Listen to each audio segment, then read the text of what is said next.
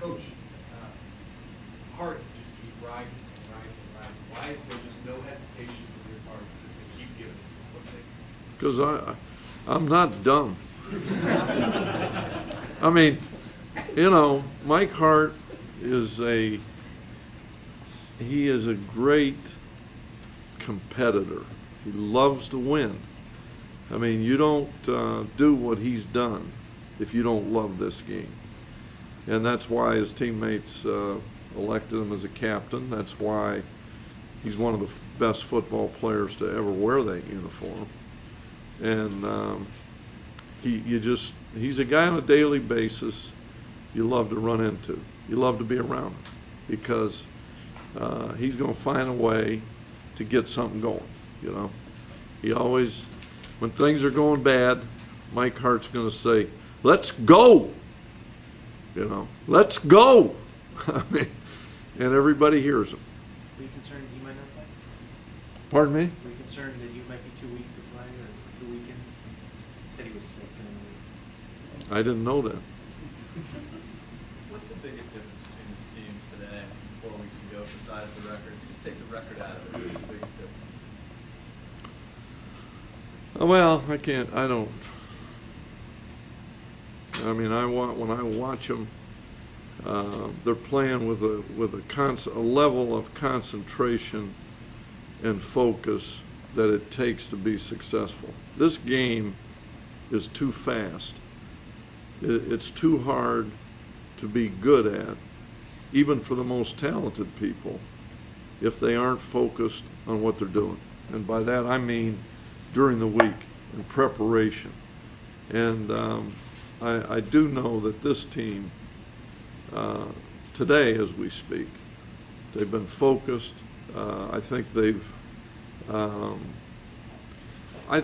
learned that if you stick together, you can do things that you can't do individually. And I mean, when I look at that team today, I mean, that's a special day.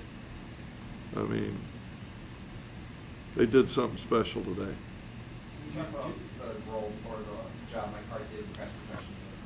Well, it's the same job he does every time. He's unbelievable. I mean, I saw him 3 times. This Connor is a great football player. And if you want to see a back protect and keep his quarterback from getting hit, you know, there's a lot of ways to miss a linebacker when he's coming. If he's 240 pounds and you're 200, I mean, sometimes you want to. And Mike Hart never wants to. I mean, he met him head up and didn't give an inch. When Ryan started running for the end zone, was that a no, yes situation for you? When he did what? When he starts running for the end zone and passes up his hands? No. Well, you know, I have a level down there that I couldn't. Scott Loeffler was saying in the Chad Henne was on the right next to me, and he said he missed the post. The slant was open, and so yeah, there's a lot of times I say no, great job. Yeah, that happens quite a bit. Defenses will certainly know that Mike Hart is coming, especially with the freshman quarterback. Can you guys keep winning this way, hammering Mike Hart, or do you against defense that know it's coming? Well, you know, the thing about it, if you don't know the game, you think that what we're doing is, you know, every play, and it's predictable. But if you look what we've done in the running game, going back to the start of last season, we've run the football with one exception in one game, as well as I think you could expect to run it. And it's not only a great back. You look at those guys up front. You watch them. I mean, those guys are, there's a lot of physicality to what they're doing.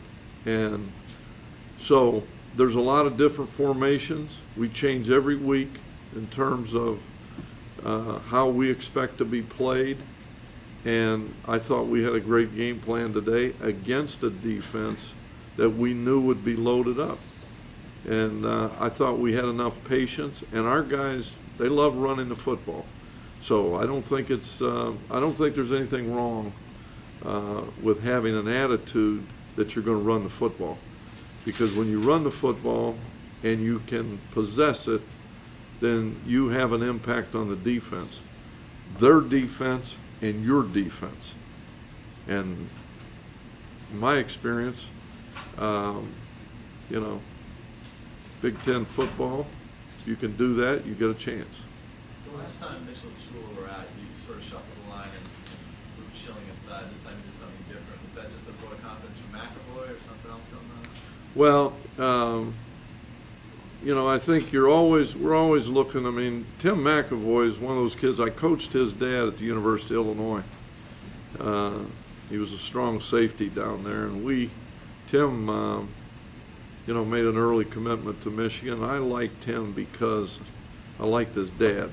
I knew his dad was smart, tough, and I knew eventually this kid would develop into a football player because of his work ethic and who he is. And